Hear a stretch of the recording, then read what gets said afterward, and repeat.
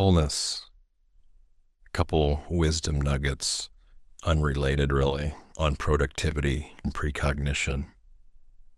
With productivity, it occurs to me that the very nature of this word in Buddhism called dukkha, which means suffering, stress, unsatisfactoriness, one of the meanings of it is that nothing's ever really done, right? So although we might cross something off our to-do list, there's always added item. So in a way, some things are, again, our work really over. So just realizing that can bring a moment of comfort, being in a minute with that truth, and naturally knowing that all is work and all is well, although everything may not seem authentic. Like we're being authentic when we say all is well, times when it is authentic, knowing that yes, all is work. Another thing that helps me productivity is honoring and reflecting, acknowledging the things that we have accomplished instead of focusing so much time, energy on what's left to be done.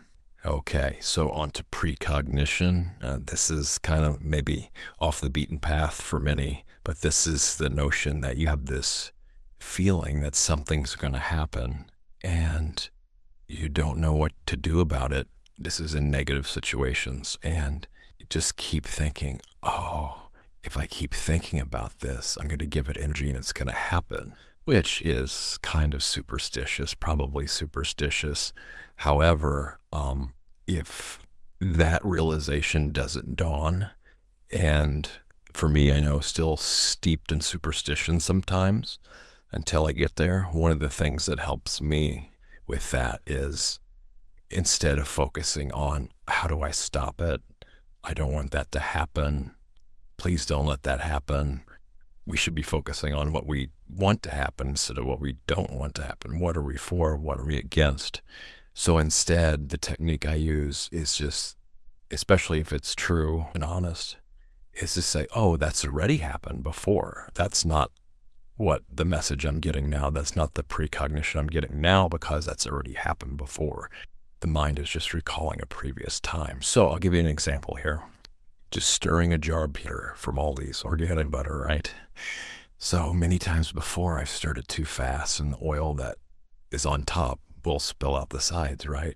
But before I even start stirring it, sometimes, this oil spills out the side. It's going to spill out the side. So then I would intervene and say, oh no, the oil's not spilling out the side. It's not going to spill out the side this time. That's already happened in the past. And so I'm not lying to myself. I'm not deceiving myself. I'm convincing the mind instead of it thinks it's going to happen again. No, the mind is just recalling that that's already happened in the past. I know this is a pretty trivial example, but it's kind of redirecting the focus and attention and awareness to neutralize the situation instead of catastrophizing, dreading the outcome, being convinced something will happen, which it may or may not. But instead of trying to lie to ourselves that it won't, if there's already a past instance where it has happened before, then we'd redirect the mind to, oh, that event's already happened before. That's not going to happen in the future. The only reason the mind knows that is because it's already happened before. So it's just kind of like this perceptual shift that's still true, at least until I get out of superstition about things like this. Spending a few moments of time, energy, and reflection, acknowledging what we've accomplished instead of just focusing on what we have left to do, knowing that work is in every part of our life. Even when we're resting, the body is working internally to restore. So all is work, and we can also focus on the wellness part of life too. When it's true, all is work, all is well.